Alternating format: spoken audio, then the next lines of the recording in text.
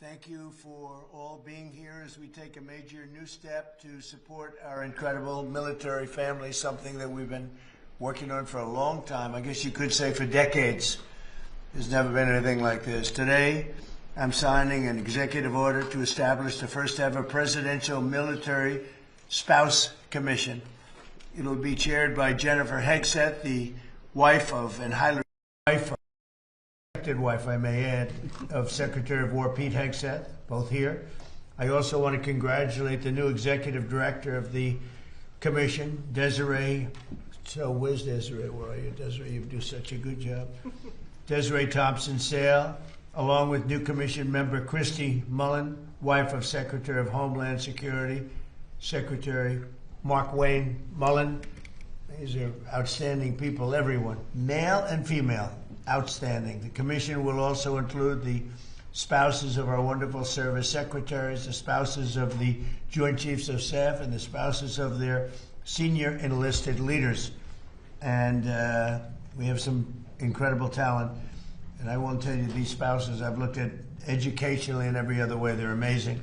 We're also pleased to be joined by Secretary Hegseth and the Chairman of the Joint Chiefs of Staff, General Dan Kane. Thank you very much, Dan.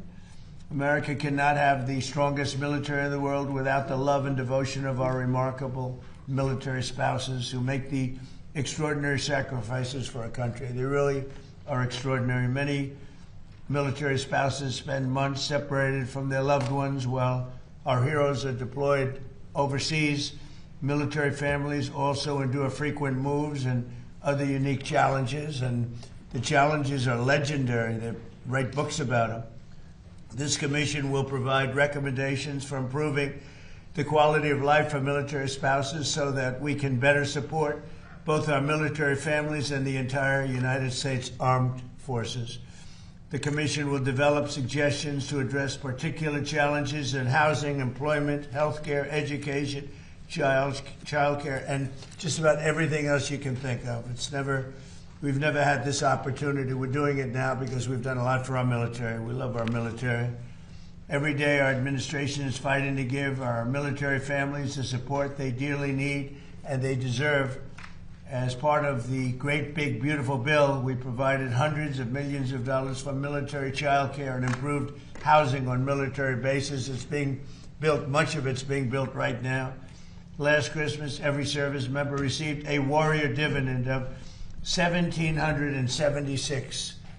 Think of that. I wonder where we got that number. It's actually $1,775. The number worked out to be 17. I said, if you add $1, we have 17. That was one of my genius ideas. We have 1776. But that was a great thing, and we've given it every member of our military hard-earned pay raise. We've also given the pay raise. The commission will help ensure we continue to give military spouses our very best so our military can continue to be the strongest military anywhere in the world, and we're proving that.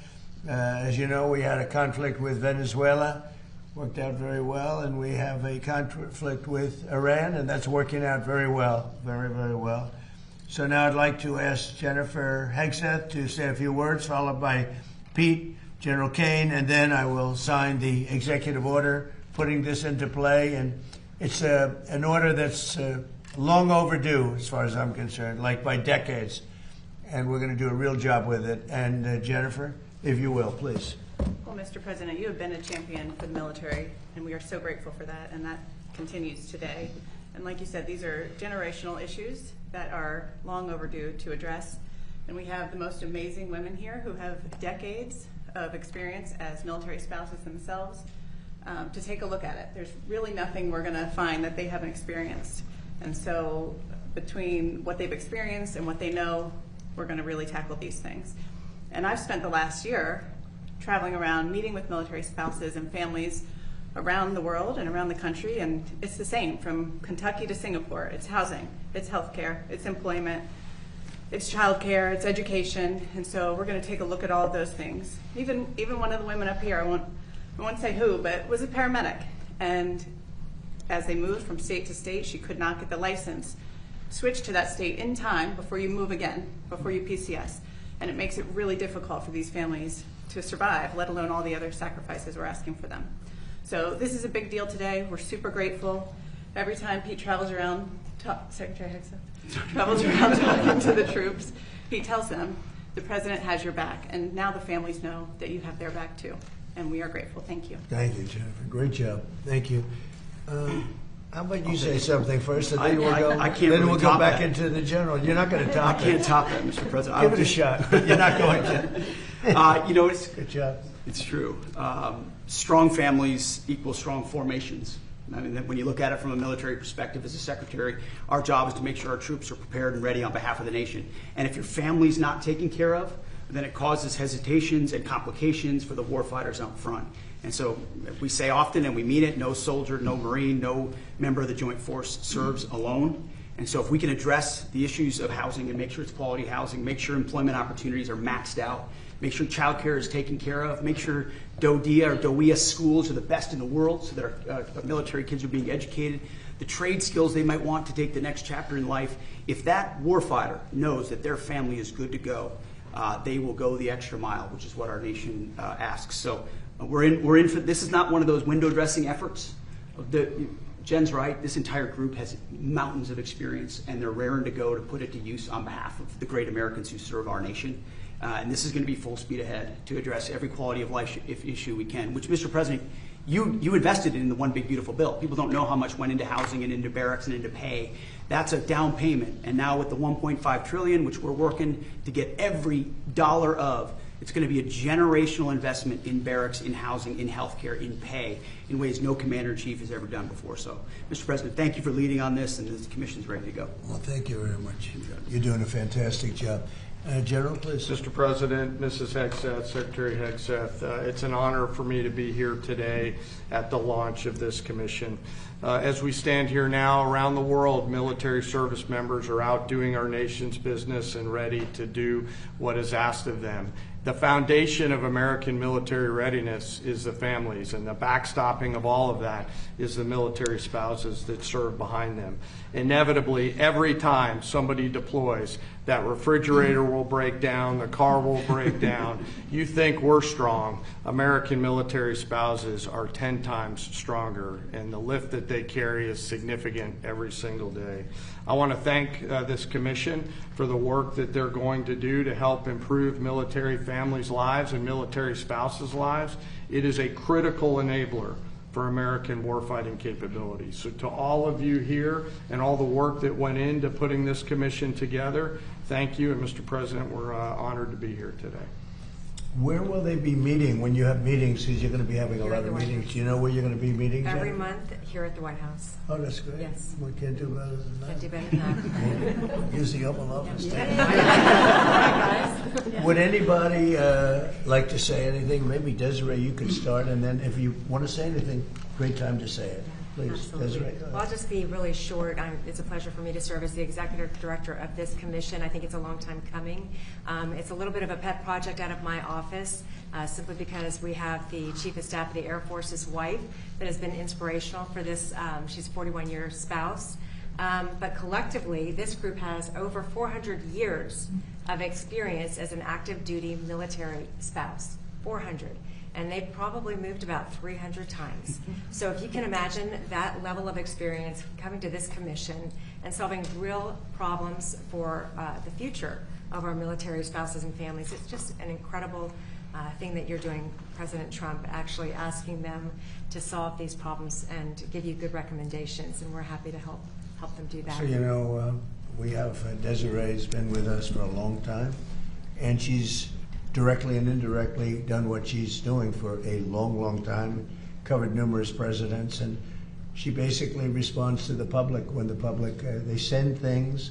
Sometimes they send gifts. Actually, it amounts to millions of dollars in small money. And I said, well, what happens to that money? They send it back, or they do charitable work, but it's literally millions. They send it to me. I should be able to get it. She won't give it to me. I should be entitled to it.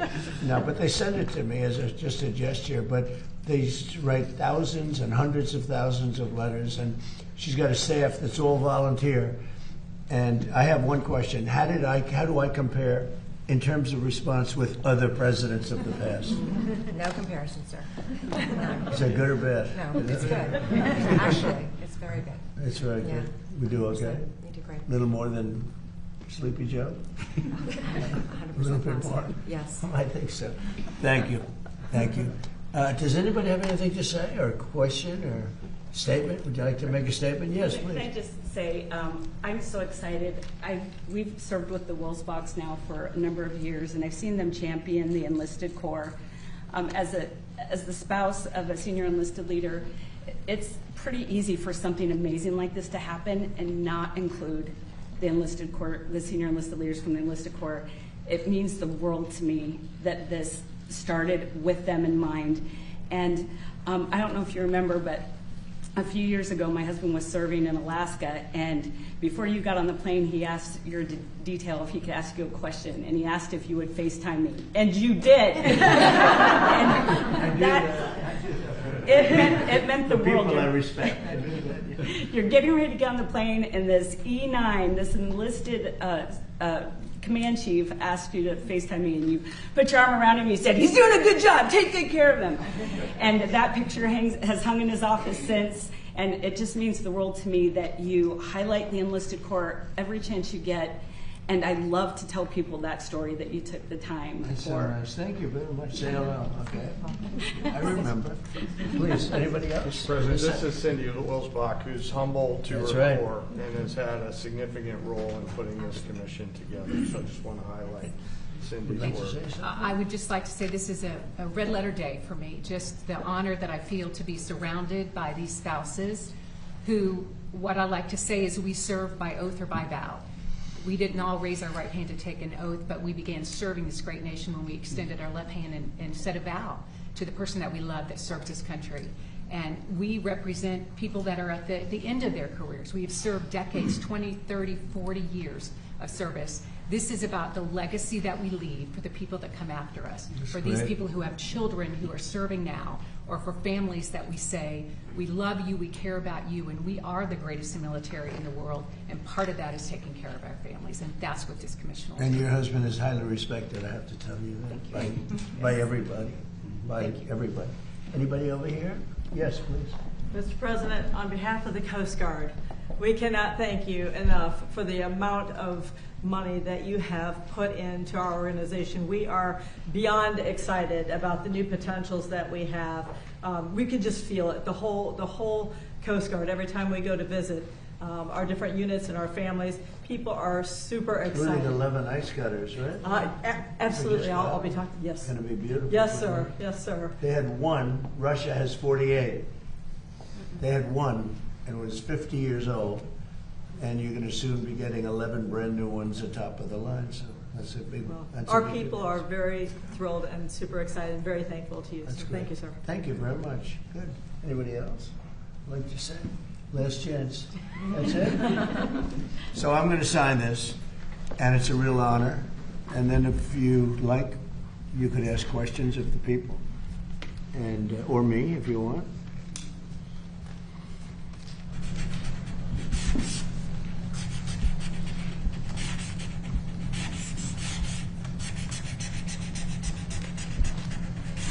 Okay, that's a good one. So I wouldn't want a bad one on this time. Some are good. You know, we rate them from 6 to 10. 6 is usually when I'm standing up holding it.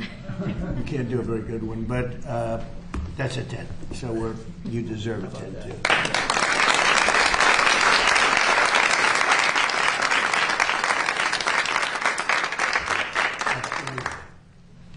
I think you should hold that, okay? Questions, please? Please. On behalf of the press corps, thank you, ladies, for what you do for our service members in this country.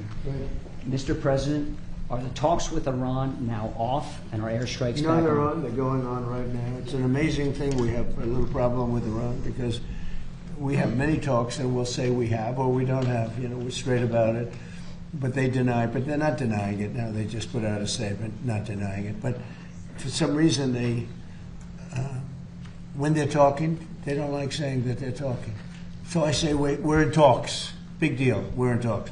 And they'll sometimes deny it, even though they spend hours and hours together talking. No, the talks are going along. We're going to hit them very hard yesterday, very, very hard, harder than any attack, I think I can say, General, from a point of knowledge, any attack since World War II, that's pretty big, and we were set to go, and they called. And in addition, Saudi Arabia called, and UAE called, Qatar called, got calls from numerous people. I don't want to use the word begging, but some were, in particular, Iran did not want to be hit. And they said, we want to talk. We want to talk about the Strait, but more importantly, from my standpoint, we want to talk about the denuclearization of Iran, because it's what it's all about. This is why I'm doing this. And it should have been done. It's now 50 years. We keep saying 47 years, but 3 years have gone by. But it's for 50 years that other presidents should have been doing or other countries. Didn't have to be us, but other countries. And nobody did it. And it was time, and we hit them hard with the B-2s more than a year ago now. And that knocked out their capability, their potential capability. We've done a great job. But when we talk, we say we're talking. If we're not talking, when you ask me, no, we're not talking, I'll say it. But we are talking right now, we're talking. And we're talking at the request of Iran, backed by Saudi Arabia, backed by UAE, and backed by Qatar in particular, but others also. Many countries called, the leaders of many, I'm friendly with a lot of them, almost all of them, one way or the other, and they all wanted to give this a last chance. This is a last chance. This is not something that, if it doesn't happen, this is a last chance for them to sign a good document. Yeah, please. Mr. President, New York City Mayor Zoran Mamdani is requiring an ID to access his government-run grocery stores. What then is your message to Democrats who do not want to pass the Save America Act and ensure, ID at the ballot box? When was this announced? This was just announced. Yeah, I heard about it. Yeah. Well, I wish they'd have an ID to access the voting booth. You know, they don't want to access the voting booth with any identification. We want voter ID, and we want proof of citizenship. Well, he also had a thing where you had to have 2 different IDs to shovel snow during the winter, right? So that's a very friendly question. I like her. Who are you with? One American News, sir. Very good. All right. Good question. Very good. A good group, too. Almost 20 GOP senators who have pledged to stay in D.C. to pass the Save America Act. So what's your message to the rest of the senators who are still on their summer recess? I think there's nothing more important than the Save America Act. I think they should stay. They do what they want, but I think they should stay. Mr. President, I think it's so important to get it passed. Yeah. Mr. President, where are the Iran talks, and what are your requirements Well, you'll find right out now? today or tomorrow. I mean, they're going to go quickly, one way or the other. It's not very complex. We're talking about the Strait, the opening of the Strait, having it open literally by tomorrow, completely open. And that's phase 1. And phase 2 is we then will talk about the nuclear capacity, the nuclear, as we've been mentioned. Basically, it's, I think, the denuclearization of Iran has to happen. And that'll be the second phase. But the first phase is the opening of the Straits. The second phase will be the denuclearization, and that'll take a little while. But we're very strong on it. They cannot have a nuclear weapon. Iran cannot have a nuclear weapon, and I have never changed in that. Yeah, please, in the back. Thank you, Mr. President. You said that if Democrats get back into power, what is happening in Spain awaits America. What should voters in other countries with elections coming up soon take away from what's going on in Spain? You have to be very careful with the whole socialist thing. I think in many cases it's much more than socialist. They skipped socialism. They went directly to communism. But when I saw what happened in Spain, I said, we had a version of that. You could say much worse. We allowed 25 million people under Joe Biden, the Democrats. We had open borders, and countries all over the world, almost all of them, sent people that they don't want into our country. And we've gotten a lot of them out, and we're getting more, including murders. And I always said 11,888. That was the number of murders. Many of them committed more than one murder. And we're going to be just like that if you put these lunatics in that I see running for office. We had an open border a year and a half ago. We had the worst border in the history of our country. Now we have the best border. We haven't had one person come in, and this is done by the Democrats, not by left-leaning people. They do charts, and they have, in 15 months, not one person has come in through our southern border illegally. Now, that's pretty amazing. I'd say maybe 10, maybe 15. They say none. And believe me, if they did, they'd love to report it. But you could go outside in those vast plazas where hundreds of thousands of people gathered when they stormed our country, just like they did, in my opinion, worse, just like they did to Spain. They stormed our country. And those borders are, those big plazas that were built, they put concrete down. And now you look at them, and there's grass growing in the cracks. Nobody comes up because they know they're not going to get through. And if they do get through, they're going to be taken out, brought back to their country. So we've done a fantastic job. You know, somebody said you did it too fast. I did it in 30 days, my first 30 days. Biden couldn't do it. He couldn't get it done. He tried at the end. He tried to do something because it was so overwhelming. It was so bad politically. But we did it in 30 days. Somebody said you should have taken a year and a half or 2 years completed because everyone forgets. Even my speechwriters, they say, sir, nobody wants to hear about the border anymore. You've done it. It's an incredible job you've done, but nobody wants to hear about it. And I should have taken a couple of years to do it because, and it actually was, the public has about a 2-year, people do, they have a 2-year memory for certain things. They have a 2-week memory. I may have gotten elected, certainly partially on the border, and because we did such a great job, it was a long time ago. I did it twice. I did it in 2016 when it was bad, but I did it this last time when it was really bad. It was, Steve, I would say many, many times worse than it was in 2016. 2016 was bad, but what we just had a year and a half ago, that was the worst border maybe in world history. There's not a third world country that would have allowed that to happen, where people coming in from prisons and people coming in from mental institutions and people forced in by government, because these are the people that those governments, those countries, I know them all, they didn't want. And they walked into a country totally unvetted, totally unchecked. Not anymore. Nobody comes in. Except if they come in legally. Yeah, please. Thank you, Mr. President. Yesterday you were... Who are you with, please? I'm with the Washington Examiner, sir. Good. They're doing good. They've been very nice to me. You were asked yesterday whether Representative Max Miller should resign from Congress over the allegations, and you said if you have a look at it. Yeah. Have you thought about that? And also, do you think... Well, it's a very sad thing. I know Max. He's a good person. I mean, I always thought he was a very good person. And I'm going to let the families figure that out. You know, those families... I know they're working on it. It's a very sad thing, especially when you know somebody so well, to be going through that. But it's accusations, and I'm going to let them figure that out. Yeah, please. Mr. President, did you sign off on Todd Lynch rescinding the anti-weaponization fund? And also, there are Democrats right now who say there's essentially 2 tax codes. There's the Trump family tax code and a normal people tax code.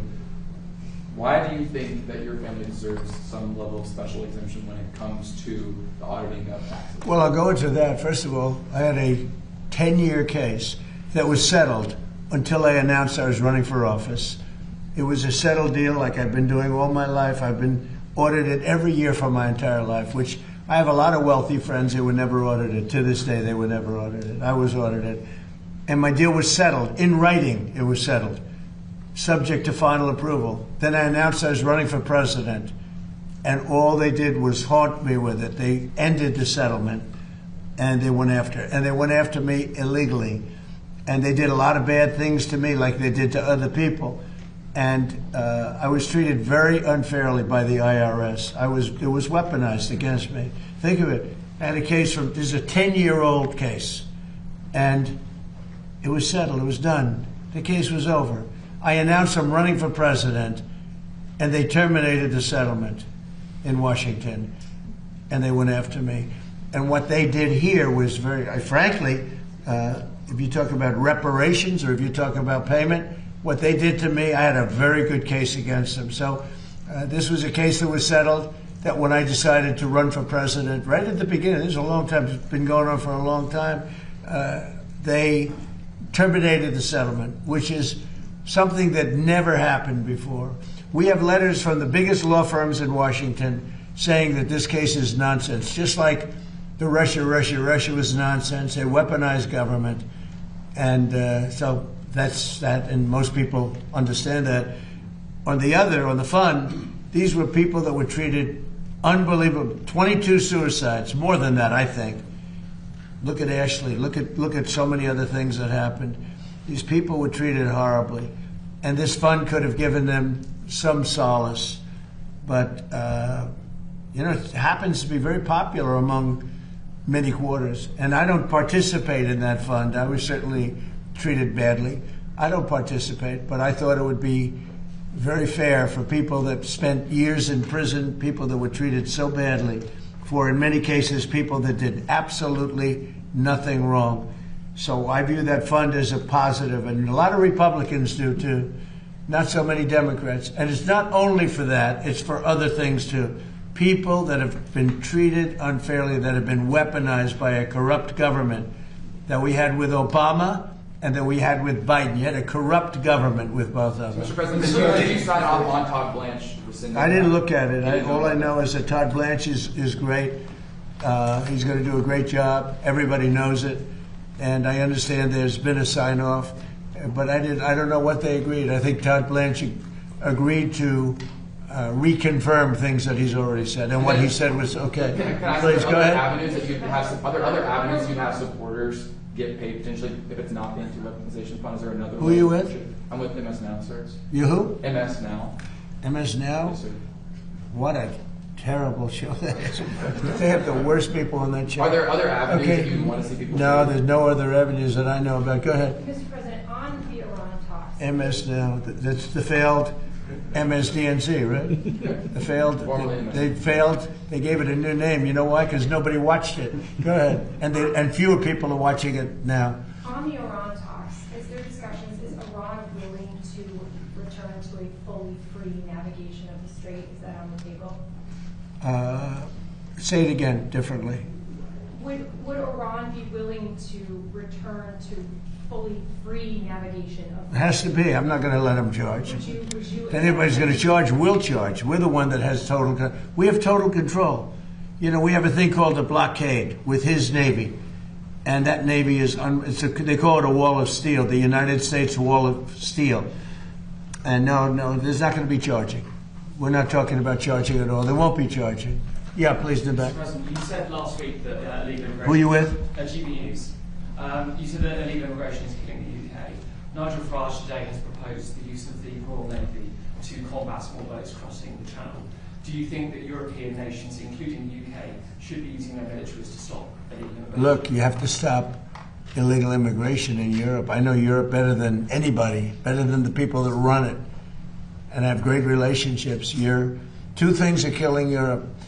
Number one is immigration. Number two is energy. Like the UK, when you look at the UK, they have one of the best energy fields in the world, North Sea oil. Now, I think your new prime minister is going to actually open up from what I hear, I spoke to him, and he sounded terrific on this subject. But you open it up, you'll be a wealthy country. You keep it closed, you're going to be a bankrupt country, which is what you are now. Essentially, you're a bankrupt country.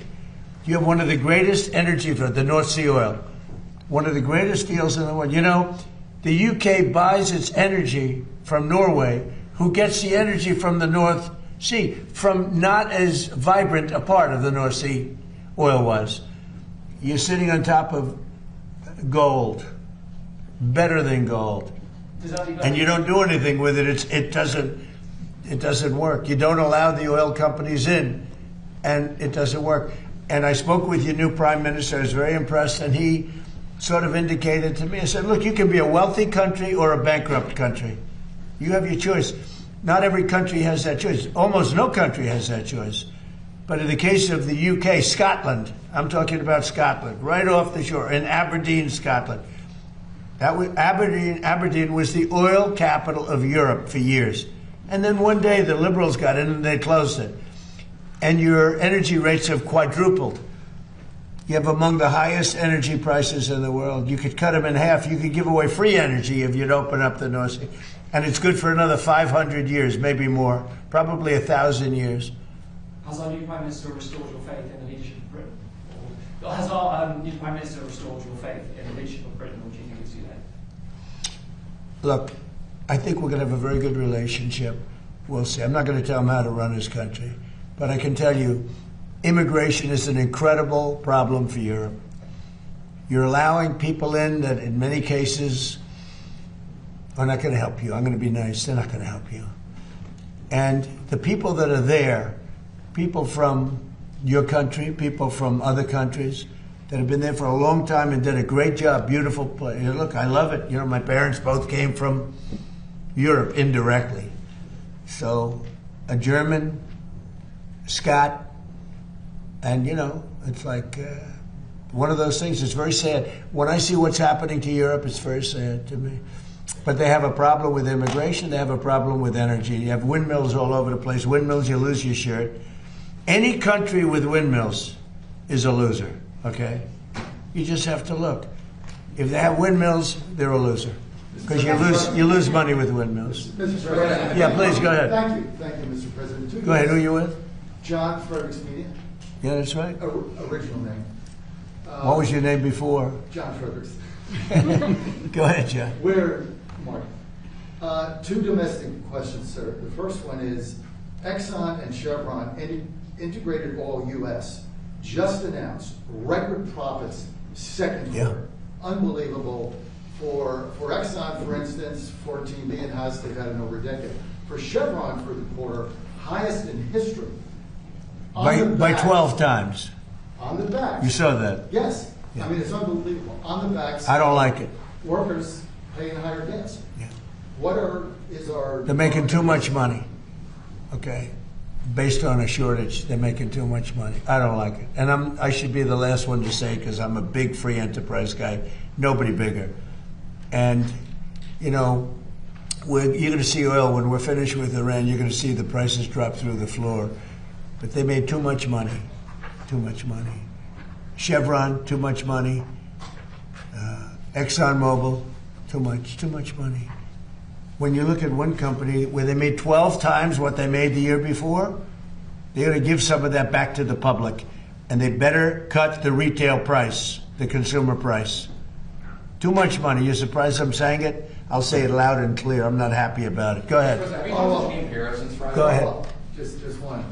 For those of us here that live in Washington, D.C. with our families, like I do, the renaissance of the city that you've been able to do in 18 months is incredible. I hope you heard did you hear that, everybody? The renaissance of Washington, D.C. in 15, 16 months is incredible, and it is. It's clean, it's safe, and you haven't seen anything yet. We're replacing all of the grass that hasn't been replaced in the fields, all the beautiful fields where the grass is. You know, grass is like humans. It has a life. This grass hasn't been changed in 100 years. We're doing all the fields. We're doing most of the graffiti is moved. But the most important thing is it's been beautified. We did 78 monuments and fountains and waterfalls, and they went from being horrible, mostly graffiti said, most of them for 25 years never worked. They haven't worked. And it's a renaissance, like you use the word renaissance, but it's a renaissance. But the biggest thing is we have very little crime now. This was the crime capital, frankly, of the world. It was the most unsafe capital of any country in the world. Now it's one of the safest, and it's one of the safest places in the United States. And people are coming down. You see it, the tourism in Washington, everyone's safe now. Nobody's getting mugged, shot.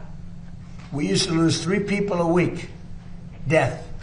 That's the least, I mean, it's 3 people in terms of death. 150 people a year were killed. They come down from Iowa, they come from Indiana. Mom, I'm looking at the Washington Monument. I'm looking at, and they end up getting killed. You call their parents, I'm sorry. Doesn't happen anymore. We don't have that anymore. We're rough, but we don't have that anymore. Our military has been unbelievable, and they work very well with the D.C. police, but our military came in, the general, people that we know so well, General, right? They don't play games, and we got the gangs out. We removed almost 5,000 people who were career criminals, who came in with Biden with the open borders, a lot of them. and they're no longer here. We sent them back to their countries. You've got to say, have you ever seen such a transformation? It's unbelievable if you live here. It's just, you don't want to go back. And now you can walk to work, you can walk to the White House. The people in the White House, they tell me, sir, thank you. They're thanking me all the time. They used to have to take Uber, and the Uber would be robbed, okay? They weren't even said. They'd go to a restaurant, and they'd feel safe at a restaurant, and then the restaurant would be robbed. Do you know the restaurants were all closing? And now you can't, if you're a restaurateur, you can't get a restaurant. You literally can't. The restaurants are booming. Crime is down 92%, maybe more. I want to get down 100%. You know, the greatest statistic, though, that you have is that 2% of the people create 91% of the crime. You can really handle that. And we've moved almost 5,000 people out. They're criminals, career criminals. We moved that, or in some cases, they're in jail. In some cases, they were so bad, they came in through Biden. They're so bad, we don't want to move them out. We want to put them in jails because we're afraid they're going to come back in somehow. So I appreciate you saying that. Would you consider going to Congress if they come in and try to roll it back, the new Democratic mayor? When you had a mayor who's, I guess she's a communist. I mean, she says she's a socialist, but I guess she's a communist, basically what she says. But I have not met her yet. I look forward to meeting her. Would I federalize? Basically, you're saying federalize D.C. Yeah, well, I'm allowed to do that. Would I do it? If they want to, we took something that was in deep trouble. It was a graffiti-filled, crime-filled mess. We turned it into Shangri-La. We turned it into a great place. Look outside. Look what's happening. Look at the beautiful ballroom and military center. It's a military center, much more than, we have a drone port on top. Look at the grass in front of the White House being all replaced with the top stuff. The parks are all being replaced. It starts very soon, actually. We'll do one at a time. It's about 700 acres of parks. They're all going to have brand new, the best grass you can get. Scots. You know Scots? Scots Miracle-Gro. They're doing it. They do great grass. What can I tell you? I got to give them a plug because they did the White House for free. Sir, a friend of mine, a guy that, he's terrific. We'd like to give you new grass at the White House. I said, I'll take it. How much? He said, free. I'll take it. One of those things. Thank you. Thank you very much. Mr. President, this is at least the 5th time you've turned off airstrikes against Iran since April to negotiate. What is your message to the American people who are wondering what has changed this time? Why should it be any different? Well, you don't know. I don't know. I think we're going to maybe get something, but I want to give them every last chance before decapitation. Very tough to do what we have planned, still planned. We'll see what happens. But it's a very, very tough thing to do. I think I'm very proud of the fact that I'll give people a chance. This is a big move. To do an attack that big on a country, I'd rather not do it. Now, we've already, through lots of large attacks, but they were normal large. Hopefully they'll come to their senses, because what happened, cannot have a nuclear weapon, but hopefully they'll come to their senses. So they called me and they said, please don't attack, we'll make a deal. That's the real truth, and everyone knows it. And who wouldn't call? And they found out through leaks and sleazebags, a lot of sleazebags, leakers. Leakers should be put in jail. They have to strengthen up the laws for leakers. But in this case, leakers helped because they said the severity of the attack, and Iran knew it. They knew what was coming. It was going to come last night, and it would have gone on for a long time, and there'd be essentially very little left. There'd be nothing left. And if I'm given a chance to let a lot of people live, I want to give that chance. So I'm under no time constraint. I don't happen to be running, but a lot of very good Republicans are running. And you have a sick ideology taking place right now that, hopefully they'll be defeated because they'll destroy the country if they ever take over. But this desk is like a blocking desk, no matter who gets in. If it's bad, I block, and I'm good at blocking. If it's bad, if it's stupid things like the things they want to do, we want to get rid of the U.S. Senate. I don't like a lot of Senate, just to be honest with you. I don't want to get rid of the Senate. We want to get rid of the Supreme Court. They want to put now 21 or 23 people, that's a real, on the Supreme Court, or get rid of it. They want to get rid of the presidency. They want to have an appointed executive running. That's a communist thing, you know? That's a communist thing. These are sick people. And, you know, I said it the other day, and it maybe doesn't sound that important, but when a country goes bad, like look at the blue cities. What do they have in common, aside from massive crime? Much more crime. The Republicans have very little crime. But what do the blue cities have in mind? And also you can say this with nations when they go bad. The blue cities have something in common: crime, high crime, vicious, violent crime. But what do they have in common? They're all dirty. They're filthy dirty. Their streets are dirty. Their streets smell. Their storefronts are broken. Their trees are all gross. Everything about the place is dirty. And I don't want to mention any specific city. It's really all of them. But you go into these cities that are blue, they're crime-ridden and they're filthy dirty. They're like Washington, D.C. was a year and a half ago, with graffiti all over the place, with crime all over the place, with people afraid to be here. You had to be ashamed of your capital. Some of the most beautiful buildings built in the real time. Like you look at the Supreme Court building and they put graffiti on it. The most beautiful columns I've ever seen. In fact, our columns are going to be nicer at the ballroom. I said, I want the Supreme Court, but better. But you look at those columns, how magnificent, and then you see graffiti on the side of the building. No artistry, just bad people. But the one thing they all have in common, crime, the two things, crime, but they're disgusting. They're filthy dirty. The streets are dirty. They have people lying all over the street doing you know what. They're all the same. And this is what we're going to put in it. Not going to happen in our country. Go ahead, please. Yeah, in the back. When someone, me, sir, go ahead. When a group. Well, let him go. Then you. I'm sorry. He was very rude to you, right? Go ahead. Who are you with? I'm with Real America's Voice, sir. Sir, when a group such as the Haitians lose their temporary protective status, how soon should they be bussed and flown out? Well, we had a big victory in court on temporary, you know, the protected status. And I largely leave it up to my people.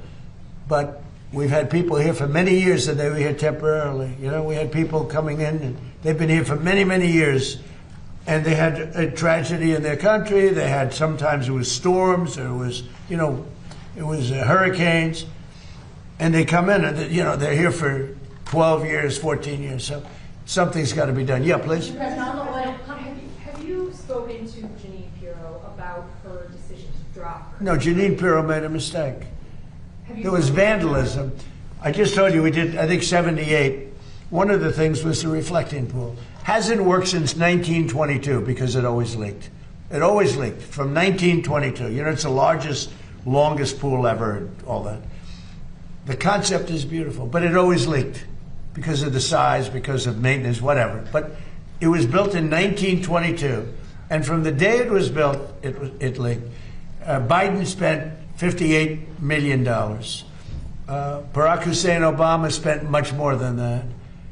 He said, I have an idea. Let's take the water from the Potomac. So they took the water from the Potomac, and it was putrid. It was putrid. It was a disaster. Biden was a disaster. I said, I'm going to get that fixed, along with Doug Burgum and Department of Interior. And we worked hard on that. Now, we worked hard on all 70. It's actually, I think, 81 now. You saw the new horses that just opened by the bridge with the gold. That was the way they were many years ago. Now they look better than they did many years ago. But these monuments look better than they did when they were originally built. Not just a little fix-up. We made them the way they were, plus. And everyone's so proud. The biggest, one of the bigger jobs was, not really the biggest, believe it or not, but one of the biggest was the reflecting pool. And we did a great job. We sandblasted the stone outside. It was granite, so it has a long life. We did a great job. We got very expensive material to put on top of the surface that always leaked because it was stone. It was a stone surface. Always leaked. And we put it on. and it was beautiful. Now, we have photographs or tapes, like moving cameras, right? We have them where people are on the side cutting it with a box knife. Now, I'm not saying I was 100% thrilled with the contractor, but the contractor was rushing. We wanted to get it open for July 4th, and we got it done. But in addition, there was vandalism. Number one, look at the grass, where the grass was all knocked out with a very, very powerful ingredient that we know very well what it is. I'm not going to say the name because people get ideas. And they put a terrible phrase, I won't say that either, but a terrible phrase on a massive piece of grass that we had just replaced. Kill the grass. We had to replace the grass. A lot of grass.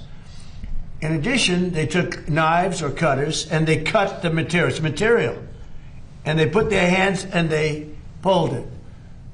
And there was also some maintenance things that we would have routinely fixed.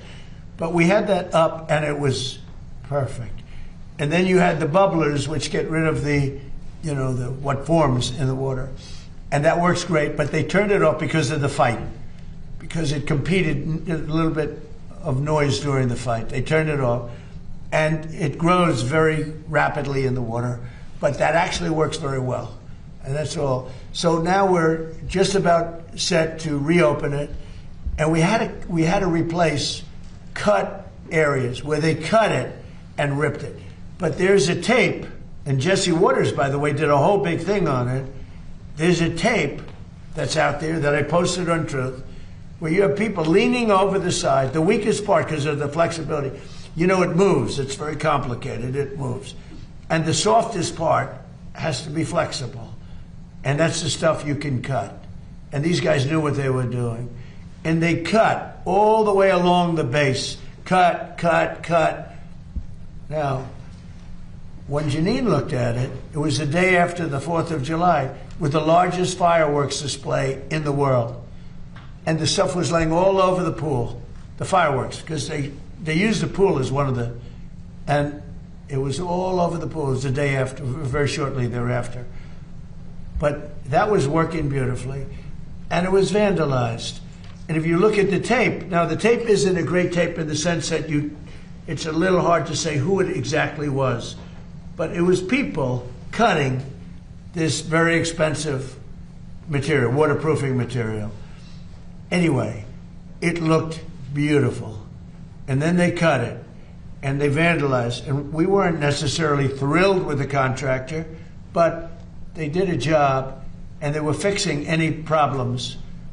But then it got carried away because the judge was extremely unfriendly to Janine. And frankly, I think she choked because the judge was really vicious. Instead of going after the people that did it, the judge went after her and went after her department. And I guess she choked. I don't know what the hell happened. Are you reconsidering her role here as well? I don't know what. You don't. You're fake news. Don't ever talk again. You're fake news. One of the worst in the business. Fortunately, nobody watches you. But something happened. There was vandalism there, and there was some things from the contractor which we would fix. But it's almost complete, and when it opens, it's incredible. It's really incredible. But remember this: it leaked from 1922. It opened in 1922. They never solved the leak problem because it was stone, and the cracks with the stone. Stone is really not a waterproofing material.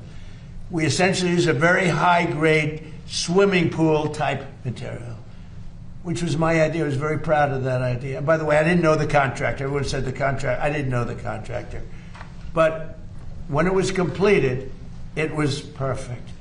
But then somebody went in and cut it, just like they did the grass. You know, nobody talks about the grass. The grass have helicopter pictures of what they did. Wasn't it 87? Right? Do you know what they did, right? Did you see what they did? Did you see what they wrote? What did they write? 8647. That's right, 8647. They 86 them, so it's 8647. They didn't do 45. At least they left 45 out. But they and massive letters on the grass, 8647. And nobody talked about that. That was vandalism too. We had to replace all that grass. It was a tremendous amount of grass. Because when you hit it with this poison, it's acid, it kills the grass no matter how, you can't even clean it, even if you got there right after. It's very powerful stuff. I know it well. So, people did great damage to this thing because they're sick people. You know who's representing the man is a man from Crew, a sleazebag who's been suing me for my whole political, hasn't won, he's lost all the time. But Crew, do you know what Crew is? It's a third-rate operation that's supposed to be a charity, but it's not. They used it for political reasons. So we should be proud of our monuments, and we should be proud of our city. And you know, that was open before they did the damage. It was open.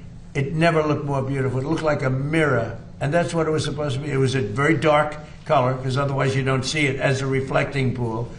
And it looked beautiful. Well, it'll look just as beautiful. It'll be fixed and open over the next week and a half, 2 weeks. Mr. President, who are you rooting for in Michigan? One more, yeah. Who are you rooting for in Michigan? Well, you have a very interesting group. Who I really voted for is Mike Rogers, because I think he's going to be a great senator.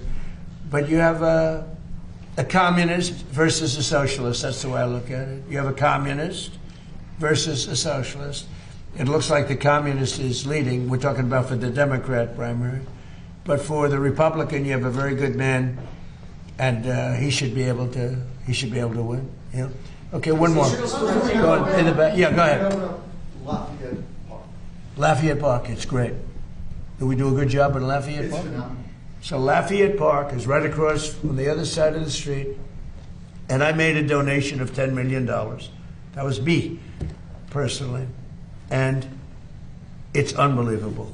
It was so dirty and so disgusting. Like everything liberal becomes dirty and disgusting. Socialism, liberalism, progressivism. You know, the word progressive is such a nice word. They love using it. But the radical left isn't letting them use that word anymore. But Lafayette Park is a large park. It was known as the gateway to the White House. And it was disgusting. The monument is beautiful, graffiti all over it. I won't say what was on the sidewalk, but horrible, horrible, horrible, disgusting stuff. And not only did we fix it, we have military standing there watching it. And if anybody touches it, that was the one mistake with the reflecting pond. They hadn't put up the cameras yet. They had enough up because you see what's happening.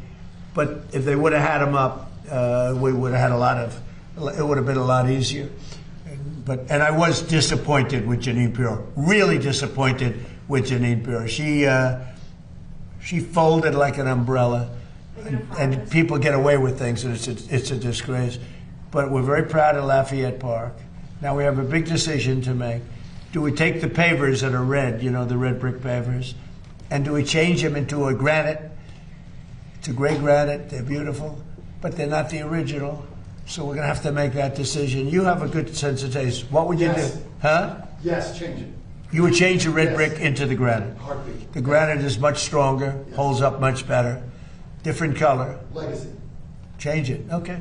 Are you considering firing Pirro, Mr. President? Go ahead, please. Thank you, Mr. President. Today's the MLB trade deadline, and there's been talk lately about a potential lockout next year. I think over salary cap concerns with salary cap. Do you support a salary cap in the MLB, and what are your thoughts? Well, we're going to talk about that at a different time. You know, it's a complex situation, but not too complex for me. Yeah, please, in the back. What did you think of the Nationals trading Luis Garcia to the Yankees? And do you think Brian The which Cashman, one? Luis Garcia from the Washington Nationals to the your New York Yankees. And what do you think of the job Brian Cashman's doing?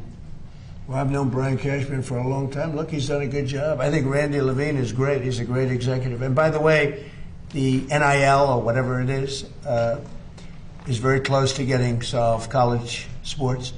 And Randy Levine and Nick Saban and a whole group of people have done an unbelievable job.